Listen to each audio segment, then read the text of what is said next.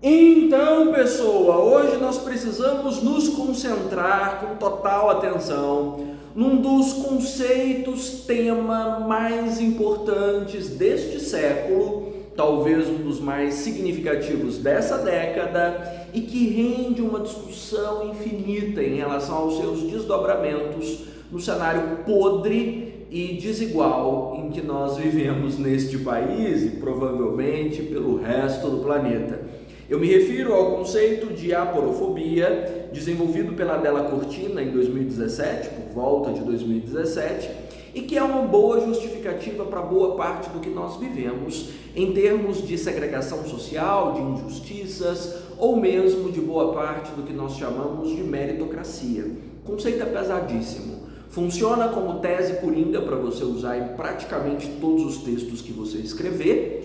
Já foi citado por mim uma boa pá de vezes, dentro das minhas aulas, como uma matriz argumentativa quase infalível. Então, é aquela cartinha para você ter na manga e usar na maioria das discussões. E o conceito em si rende um tema, pela profundidade da discussão e pela forma como o preconceito social afeta essa sociedade, como a renda é um divisor de águas para determinar quem nós consideramos passível de direitos humanos, quem deve ser segregado, quem deve merecer respeito e atenção, quem deve receber os nossos chutes e a nossa indignação, Nós separamos bem de acordo com renda. Por que eu estou dizendo isso? Porque a Adela Cortina começou a observar como isso acontecia na Espanha, terra dela, em relação aos migrantes pelo país. Ela começou a perceber que o tratamento para grupos migrantes, para pessoas que estavam passando pelo país, era diferente, conforme o perfil do migrante, conforme o perfil do estrangeiro. Sim, ela estava de olho na questão da xenofobia na Europa, que é um tema pesado, Já apareceu aí em vários vestibulares, já foi tema inclusive do Enem há alguns anos, então tem uma carga de valor para essa estrutura de sociedade muito grande. O que ela percebeu, no entanto, é que a xenofobia na Europa não é irrestrita. Não há preconceito contra todo e qualquer tipo de estrangeiro na Europa. Não é igual. Da mesma forma que não se pode dizer que um país seja mais xenofóbico que outro, porque depende do tipo de estrangeiro que recebem. E o que separa qual tipo de estrangeiro é mais bem tratado na Europa e quais são tratados a chutes, pontapés, praticamente expulsos de lá, é o dinheiro.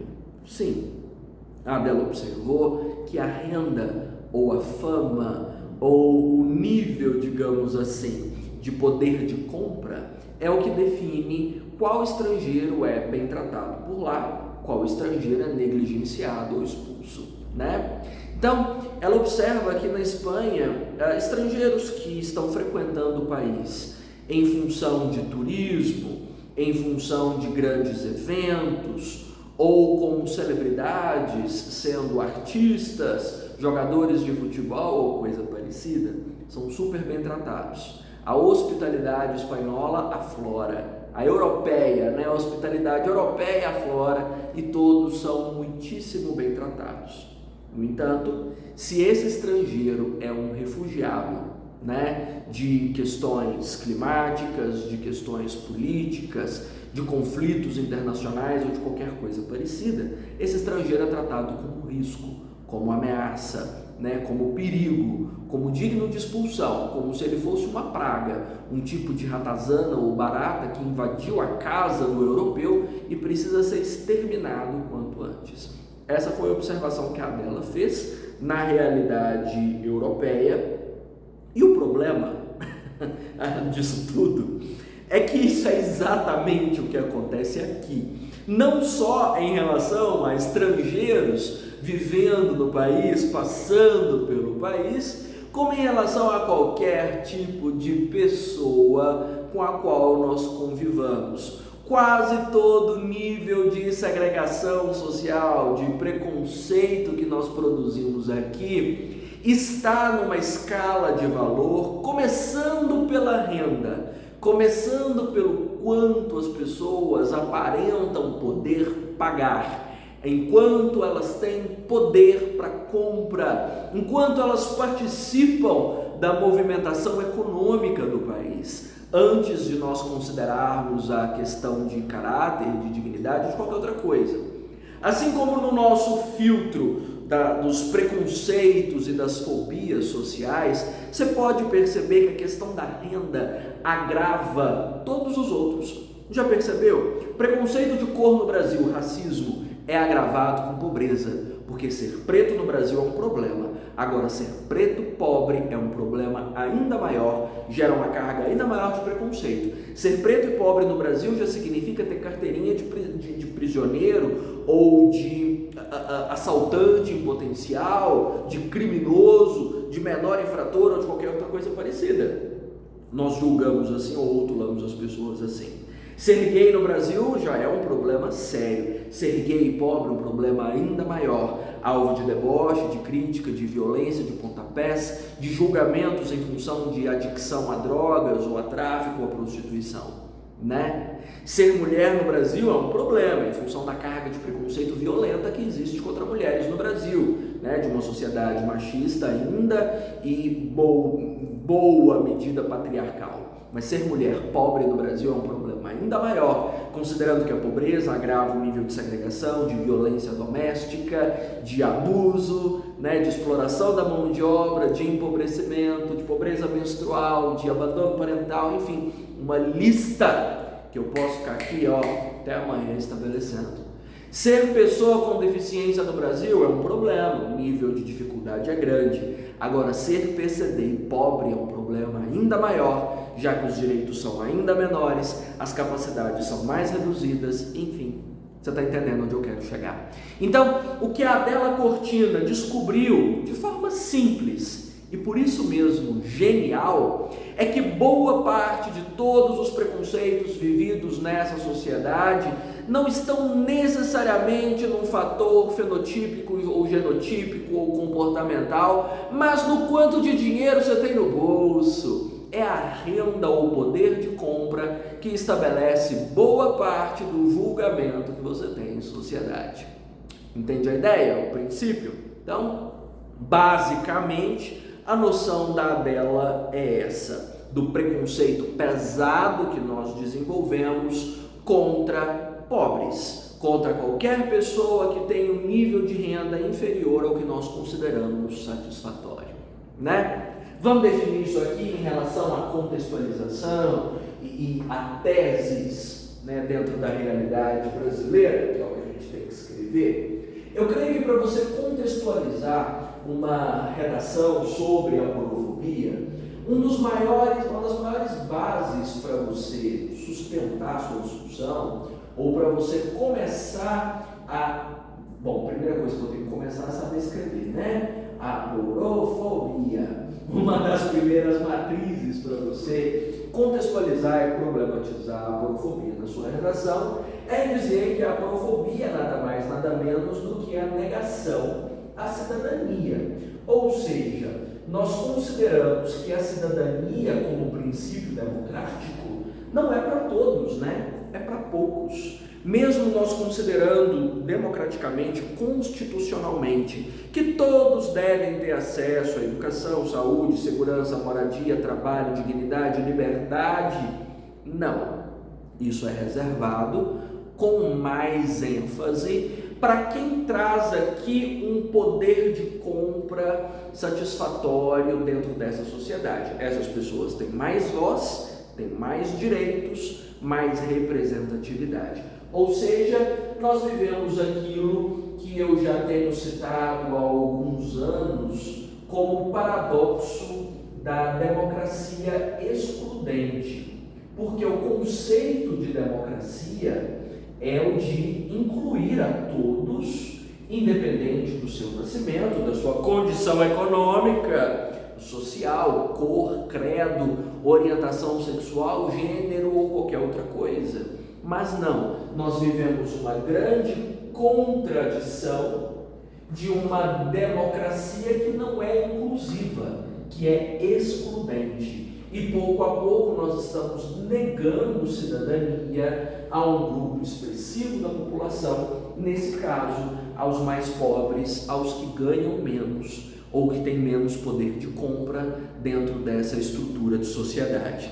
E aqui você tem uma matriz para você construir, costurar um dos maiores coringas para todas as redações de todos os tempos. Quer dizer que você pode abrir sua redação dizendo que, embora o modelo democrático brasileiro, ancorado na Constituição Federal de 88, proponha inclusão e cidadania, a estrutura dessa sociedade é paradoxal, considerando que tal democracia passa a ser excludente à medida que desenvolve a porofobia, à medida que nega a qualquer pessoa o direito à integridade ou direitos humanos, basicamente. Isso dá para você escrever em praticamente todas as redações que você fizer, já que de fato nós estamos vivendo esse paradoxo democrático em que os direitos não são para todos. Esse paradoxo da democracia excludente nada mais é do que um estado de exceção. Não é o estado democrático de direito como está estabelecido na lei, é um estado de exceção que funciona à margem da legalidade. Dá para escrever isso? Dá para escrever. Embora nós vivamos dentro de uma estrutura política democrática ancorada na Constituição de 88, o que percebemos como regime de governo é um estado de exceção, em que a norma não é observada, considerando que uma camada expressiva da sociedade tem sua cidadania negada, em função da porofobia, do preconceito generalizado em relação ao poder de compra. Bacana, né? Então, dá para você estruturar isso com qualquer contexto, ou pelo menos para abrir essa redação, fica mais do que perfeito, considerando que essa negação da cidadania gera uma culpabilização da pobreza, né? Mas eu acho que eu não vou aprofundar esse conceito aqui agora, eu vou deixar para aprofundá-lo mais tarde como uma tese, que é uma questão pesadíssima, né? Bom, então, você há de me perguntar por que nós fazemos isso, talvez? Por que a gente espera que os mais pobres, no caso, sejam incluídos? Por que não são? Nós vivemos, infelizmente, uma ilusão da contrapartida. Eu não sei se você já parou para pensar sobre isso, sabe?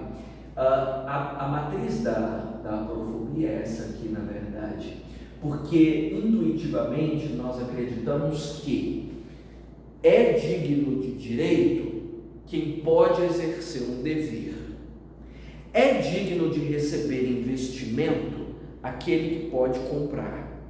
É digno de receber direito humano e cidadania aquele que pode trabalhar pela evolução da sociedade, sabe? A gente fica nesse troca-troca, imaginando que só é digno do direito aquele que exerce alguma obrigação, e quase sempre uma obrigação financeira. Movimenta o mercado, está no mercado de trabalho, produz, então merece proteção. É mais ou menos isso que a gente vê. E a estrutura democrática não é essa. Embora a gente tenha essa intuição de que quem merece é quem faz, não funciona bem assim. E a gente sabe muito bem, eu espero que você saiba, que muitos que estão excluídos da dinâmica do mercado de trabalho ou que não produzem como os outros produzem, é porque não tiveram acessos ao longo do processo para fazer isso, né? Então, só para te colocar a par do qual que é o nosso entendimento sobre pobreza. Então, para nossa concepção, eu vou traduzir como pobreza essa ausência de contrapartida. É aquele que não devolve, sabe? Recebe o direito, mas não é capaz de trabalhar para produzir a devolutiva. Aí nós zangamos, né? Não, esse aí não merece atenção. Isso aí é vagabundo. É a nossa leitura, né? Então, está aqui o contexto para você colocar na sua introdução, para você abrir seu texto sobre a porofobia. Como desenvolvemos essa questão? Bem, Uma das bases que mais me incomoda, que não sei se já te incomodou em algum momento, mas me incomoda bastante, é a nossa hipocrisia. Quando eu digo nossa, é porque é minha também, né? Todos nós somos bastante hipócritas em relação às ideias que nós defendemos e aquilo que nós levamos para a nossa prática, né? Para a nossa vivência cotidiana. E aí, todos nós, de forma indistinta, sustentamos um discurso bastante inclusivo, democrático, pacifista, quase religioso todos os dias, né? Você já deve ter ouvido isso. Provavelmente você, seus pais, seus avós, as pessoas que te cercam, todos aqueles que de alguma forma são ou querem ser admirados do ponto de vista moral, sustentam discursos elevados, né?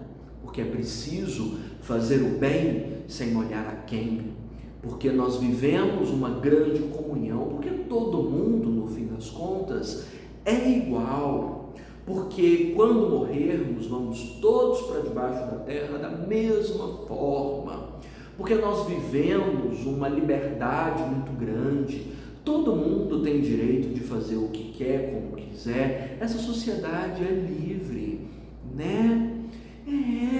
A gente defende essas ideias o tempo inteiro e sustenta discursos belíssimos a respeito de comunhão, né? De prosperidade, inclusão, de que aos olhos de Deus todo mundo é igual, porque todos nós somos criados à imagem e semelhança do Criador, não é assim?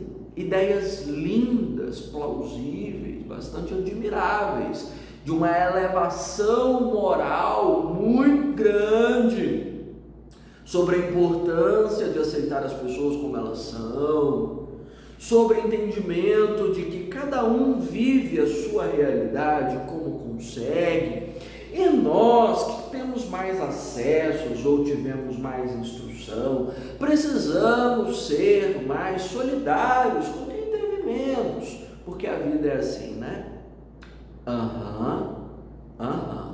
E o que você faz na prática? Na prática, você aponta a pessoa em condição de rua como vagabunda, porque não está trabalhando, porque não quer, porque se jogou na rua por falta de cabeça ruim, ó. Tá aí, ó, porque se quer respeito tem que trabalhar. Nós lidamos com o detento como se ele fosse o pior tipo de ser humano do mundo que precisa ser exterminado.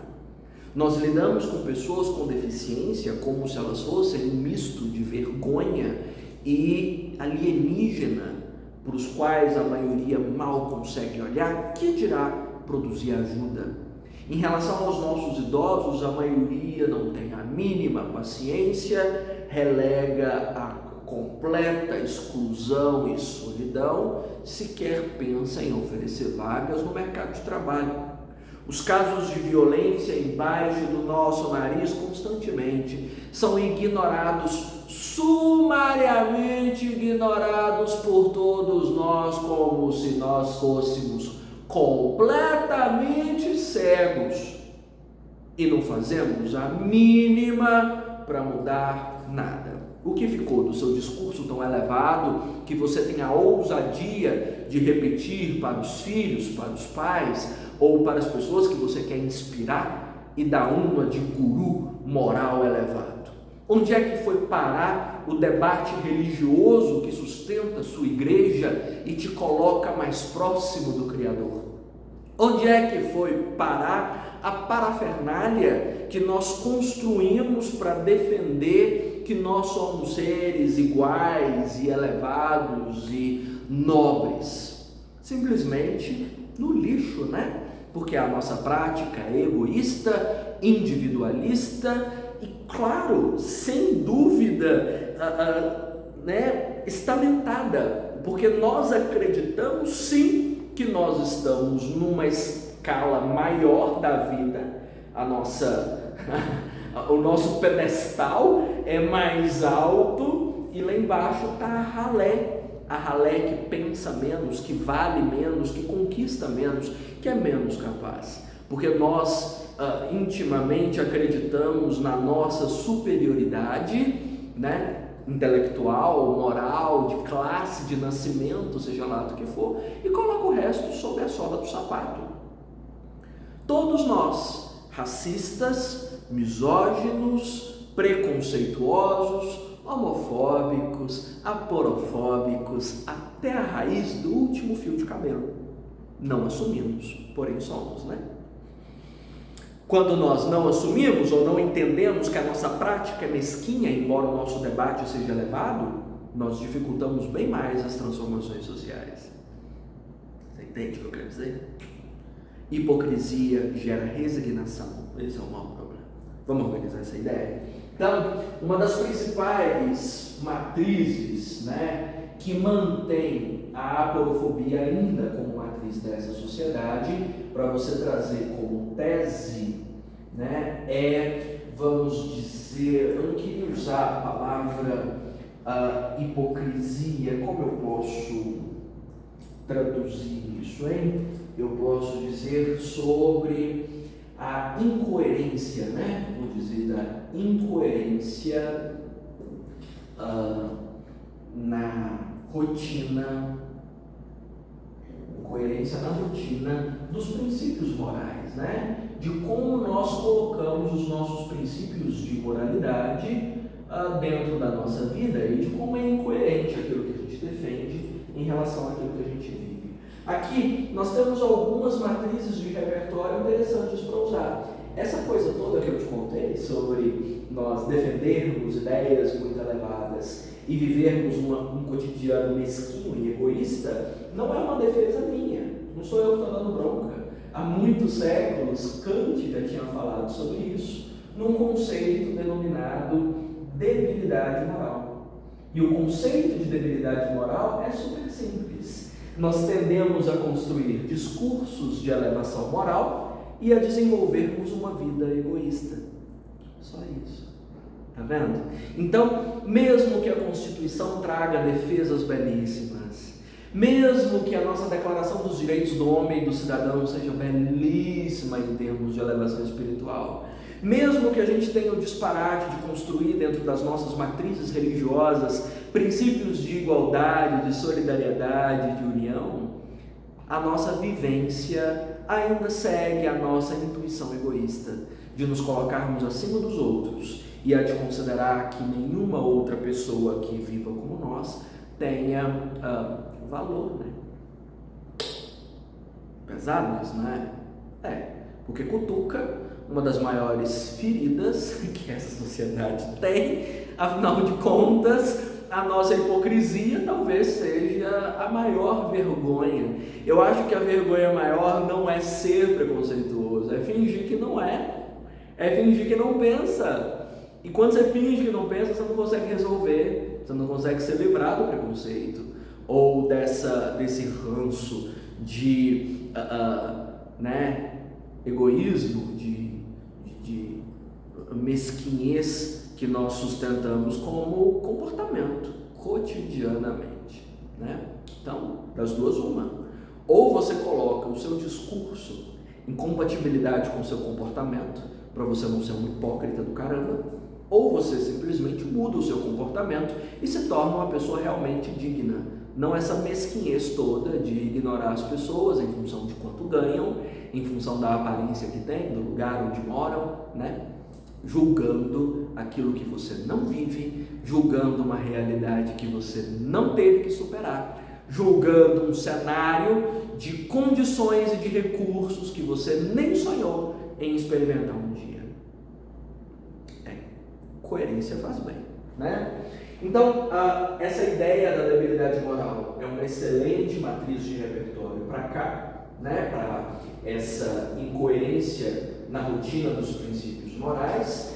Dá para dizer também, nessa matriz aqui, sobre essa incompatibilidade, deixe-me ver, aqui eu ia dizer mito da democracia racial, mas eu estou com medo de ficar muito restrito na questão do racismo, embora combine muito aqui.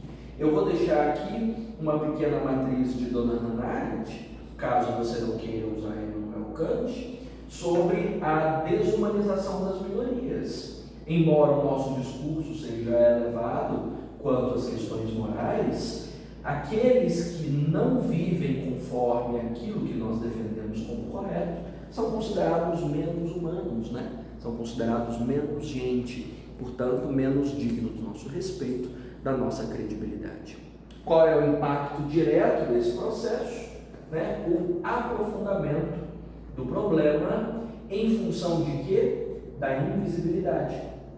Né? Ou seja, quanto mais invisível é o problema para uma determinada organização de sociedade, pior ele fica, né? Pior ele fica. Visconde de Toné que menciona, né, que todas as vezes que você vira as costas para um problema, a fome dele de te destruir aumenta. É como se você virasse as costas para um leão, né? Todas as vezes que nós viramos as costas para os preconceitos que nos amarram, pior a nossa organização de sociedade vive, mais violento nós nos tornamos, mais agressivos, mais segregacionistas. Caso queira usar senhor Visconde de Toné, vou deixar o nome dele aqui, porque foi um brasileiro genial, Visconde de Toné, magistral. E de fato, né, tudo aquilo que você ignora tende a te devorar pelas costas. Nós ignoramos preconceitos e eles estão devorando todos nós pelas costas, aprofundando essa estrutura de uma sociedade violenta, segregada, empobrecida, né, desunida, cada vez menos democrática. Então, incoerência na rotina dos princípios morais. Bom, para além disso, para além dessa debilidade moral kantiana, como é que nós poderíamos justificar ainda a presença dessa matriz de aprofobia numa sociedade que aparentemente evoluiu tanto? Porque era para nós termos evoluído, né? Nossa, já estamos, vejam, na 4ª Revolução Industrial, avançadíssimos em relação a tanta coisa. Por que sustentar ainda uma prática tão porca, né? De preconceito em função do lugar onde as pessoas vivem, preconceito em relação à renda que elas possuem, de considerar que o valor de uma pessoa é proporcional à bandeira do cartão de crédito ou ao limite que esse cartão possui.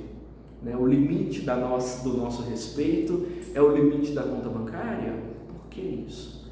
Por que nós criamos o valor humano com base nisso? Bom, nós entendemos aqui, ou construímos ao longo do tempo, uma grande ilusão da meritocracia. Provavelmente você já ouviu falar desse conceito, de acreditar que as pessoas têm aquilo que o mérito delas permite que elas tenham.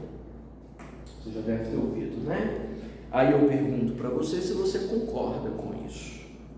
Né? As pessoas têm de fato o que elas merecem ter? As pessoas têm aquilo pelo que elas batalham? Então você considera que uma pessoa que acorda às 5 da manhã e chega às 11 em casa, passando o dia na rua trabalhando em transporte, deva ter mais do que você, né? Porque provavelmente se sacrifica mais do que você. Não acha? Porque essa pessoa não tem. Se ela está trabalhando mais do que você, se ela passa mais tempo ralando, tentando dividir as horas dela entre trabalho, estudo, formação, e ela não tem, você acha que é porque ela não merece? Você acha que uma pessoa com deficiência, com limitações físicas, intelectuais ou sensoriais, não tem acesso a uma boa renda ou a uma vida digna e confortável porque ela não merece, porque ela não fez por onde? Pensa aí.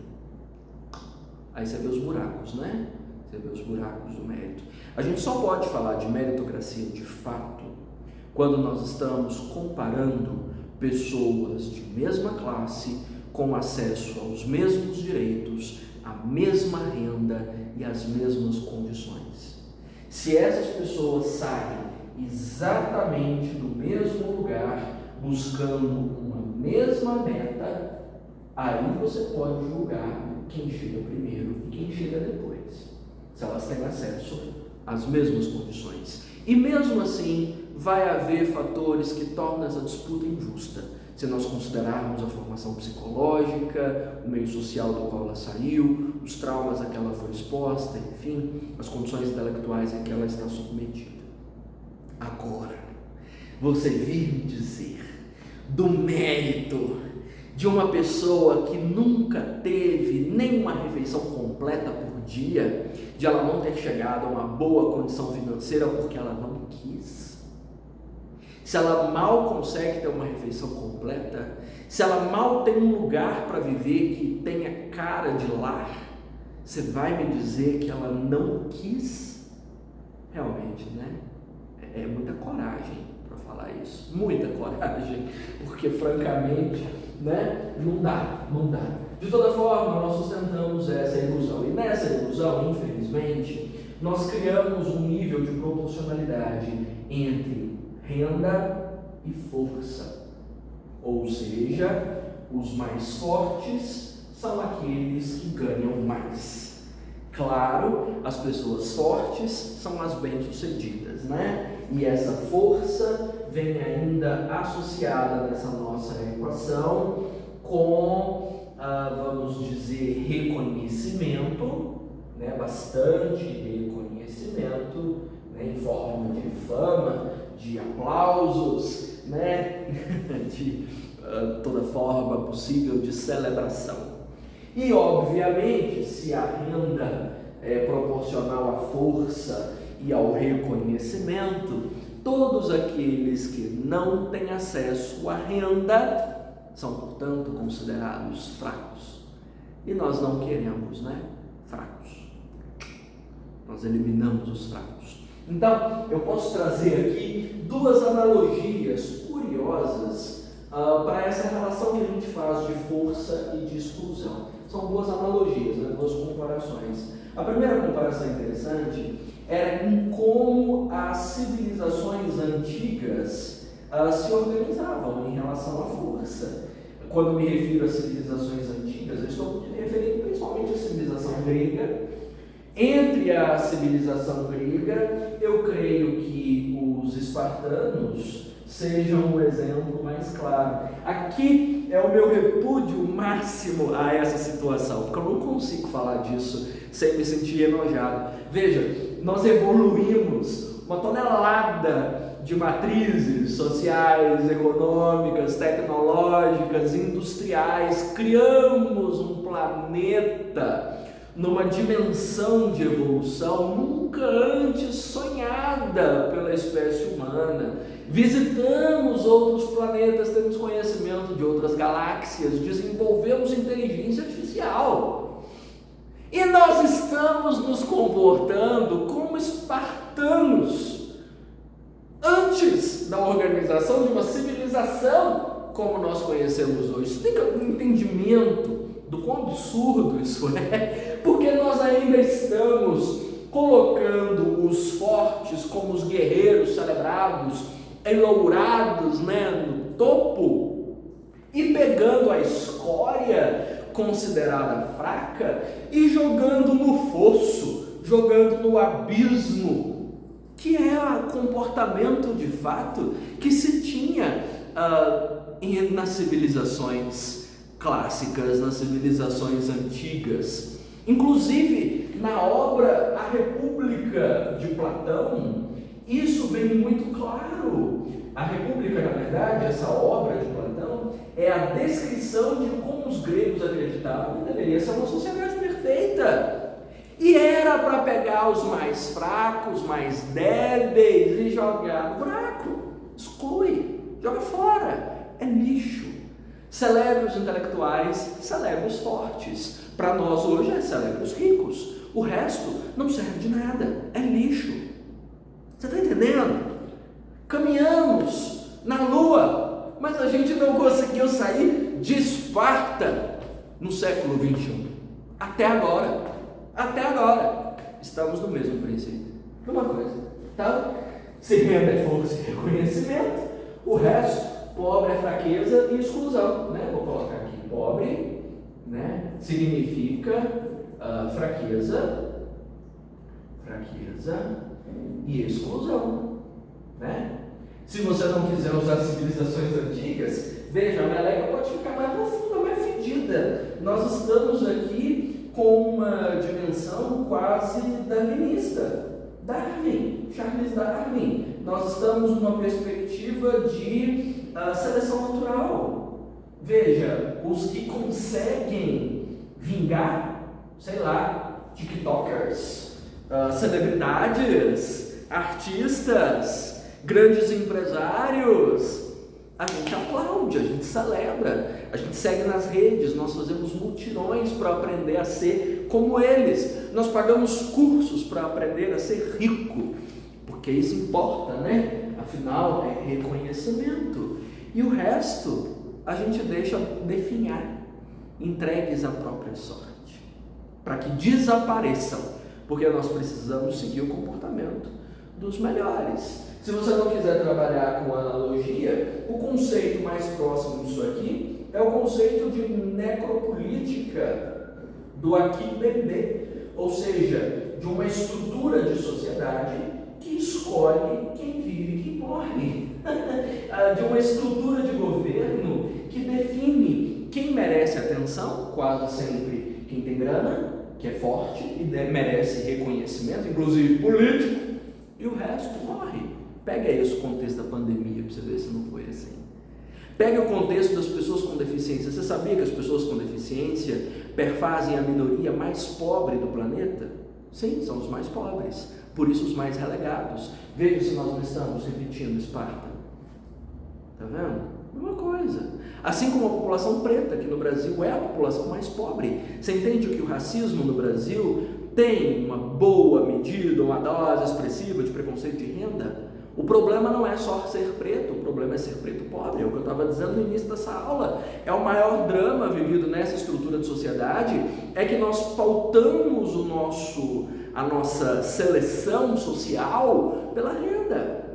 Sobrevive quem paga para sobreviver, literalmente. Quem está pagando, tirando dinheiro do bolso, pagando o sistema de saúde, pagando o sistema de segurança, pagando a educação, comprando o sistema jurídico. Do contrário, você não vive. Do contrário, você não tem espaço. Não tem. Nós temos que pagar para viver, porque nós estamos sendo selecionados assim. Então é uma corrida pela sobrevivência. Do contrário, o sistema te elimina. Bizonho, bizarro, retrógrado, vergonhoso, vexatório. É Brasil. E o problema maior é que não é só Brasil, é quase o planeta inteiro. Está a Bela Cortina falando disso lá da Espanha. Está aqui Bebê falando disso lá de Angola. Nós estamos no mundo inteiro debatendo essa questão. Do mesmo jeito, em alguns lugares mais grave, em outros lugares menos.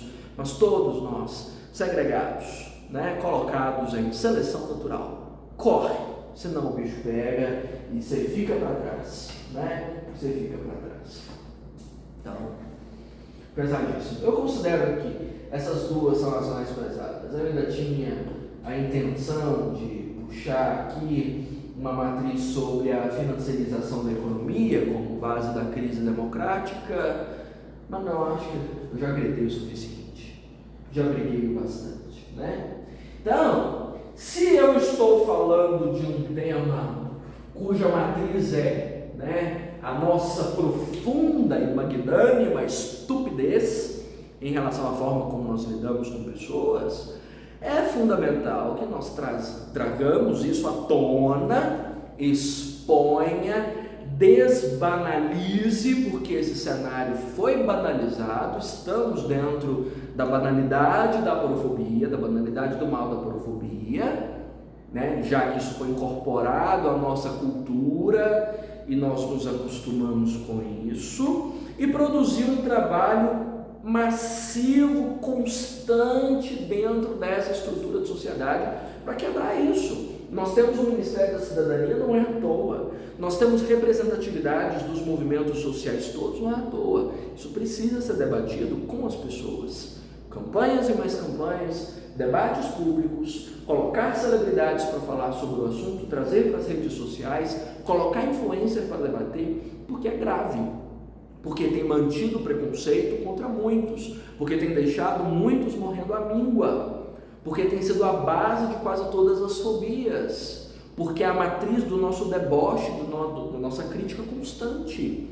Desde Caco Antibes, tem horror a pobre, até agora, quando minorias são espancadas nas ruas até a morte, em função da sua condição de pobreza, quando são relegados à própria sorte, sem qualquer fonte de ajuda, quando a assistência social é simplesmente figurativa, porque ela não faz absolutamente nada pelos mais desvalidos, quando o sistema penitenciário é simplesmente uma cova aberta, onde os mortos-vivos são arremessados esperando o seu próprio fim.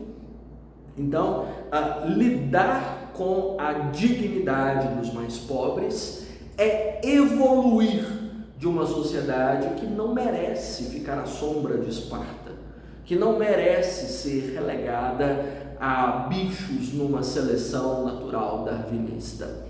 Se nós queremos ser reconhecidos como seres de fato superiores, nós precisamos fazer com que o nosso discurso constitucional faça jus ao nosso comportamento. E, de fato, o nosso comportamento está bastante reprovável, bastante questionado. Então, com proposta, traz isso para o debate, vamos trazer isso para as redes sociais, vamos trazer isso para a sala de aula, vamos falar sobre não finja que não é com você, né? Nós somos isso, nós precisamos aceitar para a mudança, acredito.